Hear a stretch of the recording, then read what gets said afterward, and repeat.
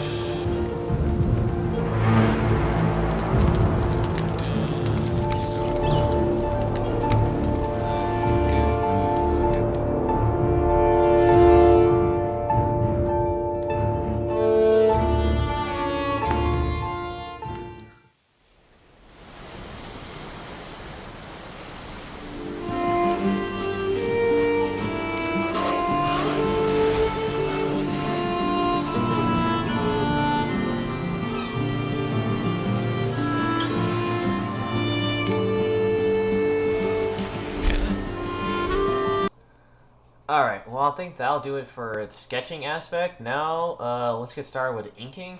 Now, with inking, I'm going to be using the, the smallest tip pen that I have, which is the 0.05. It's kind of a new marker also that I'm going to be trying out today. Usually I use Prismacolor, but I kind of wanted to just try something, new marker brand that I saw, so I was just kind of testing it out.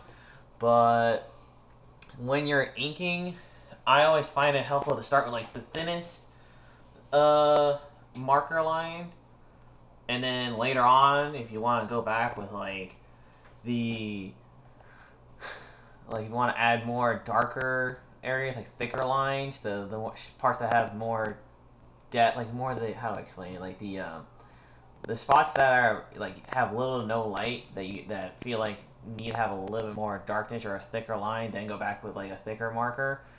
But overall, when I first start out with like inking, I usually just go with the thinnest marker line, just so then I can get kind of the base all kind of confangled around, kind of getting it all basically lined up and settled in. And after I do the thin line, then that's when I go back and I'll go, and then when I go to worry about like the shading, like when I start worrying about like doing the darks or the lights, that's when I'll worry about thinking like, okay, where do I need to take the thicker lines for the darker like the darkest shadows and everything. But that's just my preference. I mean, there's other people that probably they go and they don't even use like the thinnest marker. Like they just start and they'll keep like the regular sketch that they already have, and then they'll take whatever color pencils or watercolor markers or whatever markers, and they'll just start coloring right away by going in with the color and adding the darks with it at the same simultaneously.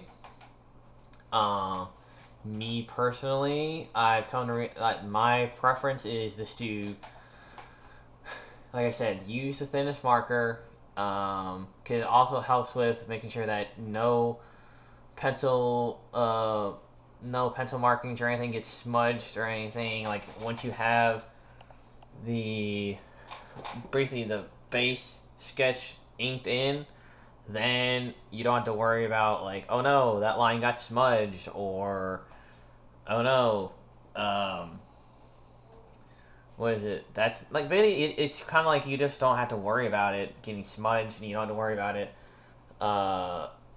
really getting all messed up, because once you got it inked in there, then the only thing you got to worry about is make sure that you don't mess up with coloring. Because when you go back with, let's say, a white markers or something like that, where you add the highlights, you can kind of shade in and take away like whatever black lines you don't want there.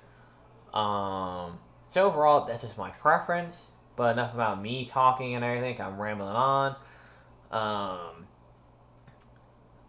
Let me just continue with this process. So, here we go.